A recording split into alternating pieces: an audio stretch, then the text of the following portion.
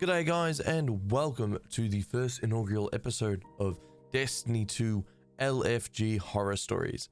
Today's episode is going to be pretty wild. We've got a nice, interesting day one Deep Stone Crypt story, and then a sort of wholesome one to wrap it all up at the end. I hope you guys do enjoy. If you do, please leave a follow and all that good shit. I like the video, and let's get into this. So today's post is by Cool Penguin 42. And he writes, since you guys like LFG horror stories so much, here's mine. So, I looked up on the app and saw a post of the fresh Deep Stone Crypt raid. Know what to do, be chill. So I joined up because I needed the loot. I thought that would be fun, but boy was I wrong. We started getting to a party and whatnot, and one of the guys had his mic on mute, almost the entire time. We were all really annoyed at him. But he had a day one emblem and he seemed good. We hadn't checked raid report because everyone had the emblem. We go through the sparrow encounter, no problem. Had a few wipes on the first encounter because someone shot the wrong thing, but overall, we were doing okay. We ended up getting to the second encounter, but this is where we ran into a problem. This day one guy had Izanagi's on and a guillotine, but we thought he was using Izanagi's to kill the servitors. So we didn't bring it up. He still wouldn't communicate and kept taking scanner. We told him that he was muted and he apologized and stopped taking scanner, but stayed muted, saying, I don't like to talk. That was fine. So we gave him ad clear and we were all fine. We damaged Atrax enough, but every single time we would get to final stand, we would suddenly wipe.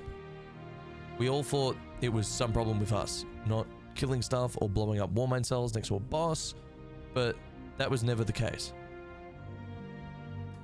After a few more wipes, we started to think that someone was sabotaging the encounter. We said that only the scanner would be allowed to DPS Atrax at the final stand, to make sure that we wouldn't wipe, and hoped that we could catch this jerk who was causing them to waste time.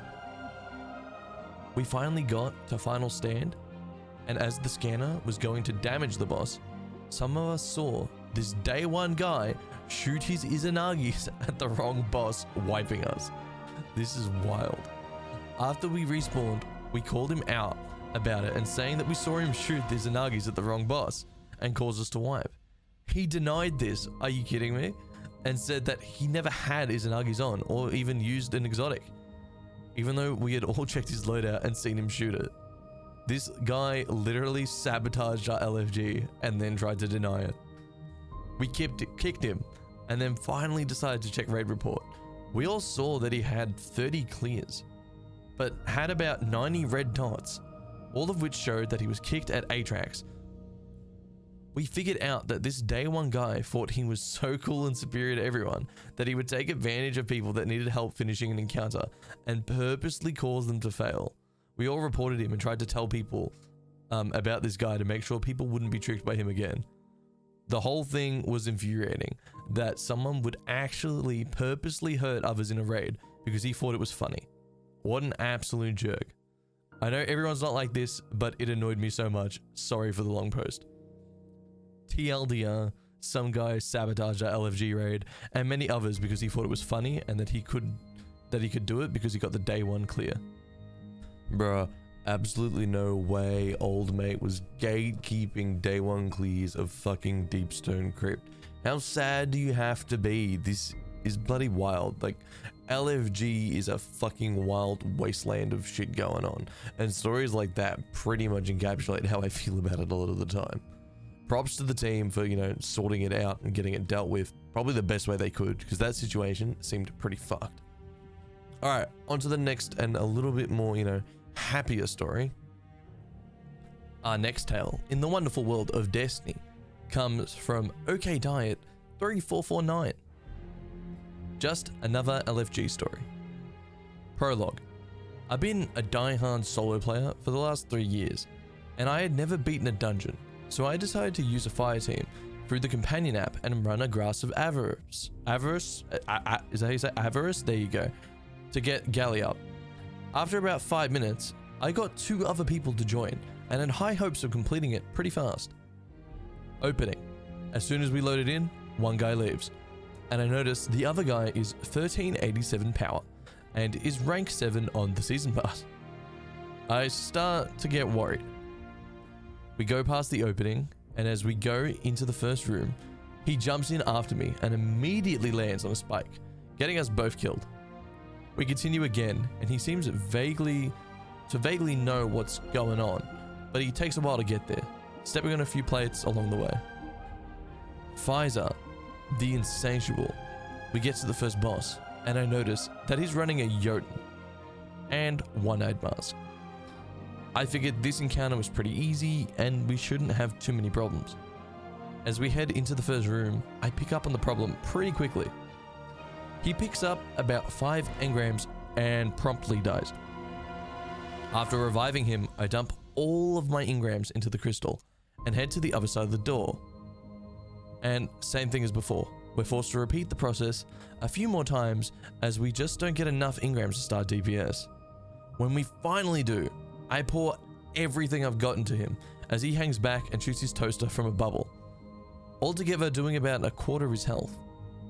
We repeat the process and still on our first try, after too long, finally kill the ogre. Sparrow Run and Fallen Shield in between encounters, inspects his guardian to find him using a thorn and a sunset Ikelos shotgun, and the Hero of the Ages sword that just dropped from the last encounter. As we get to the Sparrow Run, I worry if we'll be able to do it, and after many attempts of one of us activating fuse extenders and the other one racing towards the mine, we do. At the end, I land on the crystal as the timer hits 1, but he lands on the plate and ends the encounter. I start to feel sorry for the kindergarten, and I am determined to finish this dungeon. We get to the Fallen Shield encounter, and we don't run into too many problems, besides him occasionally rolling a servitor off the platform. And we finish with relative ease. Captain Avarok. As I get to the final boss, I change my gear from Grey Falcons to Omninocular, I can't say that word, to better keep him alive. Halfway through changing my mods, before I rallied, he jumped over and started the encounter. Having low expectations, I start to grab a Scorch Cannon. This went similar to the first encounter, but he died less and picked up less engrams. And after about Scorch Cannon, Scorch Cannon, we started DPS. As I tether and Witherhoard, I line up my Taipan, but his bubble's right on top of the boss, forcing me to get close.